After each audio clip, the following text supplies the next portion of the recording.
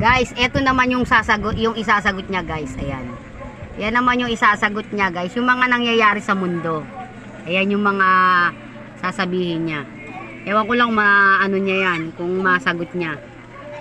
Yan kasi yung mga nangyayari sa mundo natin, di ba, guys? Yan naman yung challenge ko na kasunod doon sa una niyang challenge. Yan. Kung alam niyang isagot yan. Di ba, guys? Ayan. Yan yung mga isasagot niya.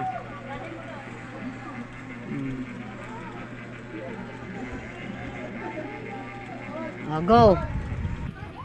Paglindol, Oh, yung galing naman. pagbaha, Oh.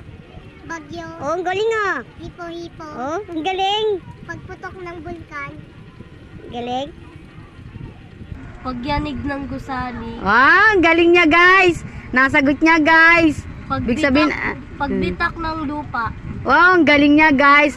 Sandali lang sa kanya yung ganun ah. Balbasa kasi naranasan niya eh. Na ano niya, galing ni Nicole. Yun lang ang tumama sa kanya, guys. Pero yung una, mali-mali siya eh. Kulang siya eh. Okay, guys. Salamat, guys. Nasagot niya ng maayos. O, ikaw, Nicole, mag-ano ka? Mag-hi ka, dali. Hi guys. Dali magsalita ka, sabi mo. Maraming salamat nga po pala sa nagsusubscribe sa amin.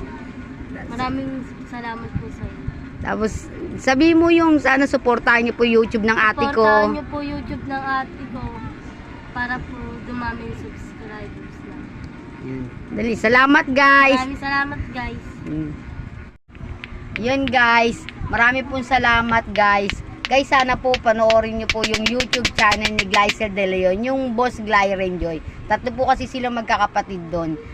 Tatlo po kasi yung babae ko, kaya yun po yung pangalan nila. Lahat po ng pangalan nila nandoon dun sa YouTube channel na yun. Kaya po tinawag na Boss Gly Renjoy. Tatlo po kasi silang magkakapatid na babae doon. Sana po panoorin niyo po lahat ng vlog ni Glycel De Leon, yung Boss Gly Renjoy. Sana po i-subscribe niyo po siya. Maraming salamat po sa mga nanonood po ng vlog ni Glycel De Leon, ng Boss Gly Renjoy. Maraming salamat po.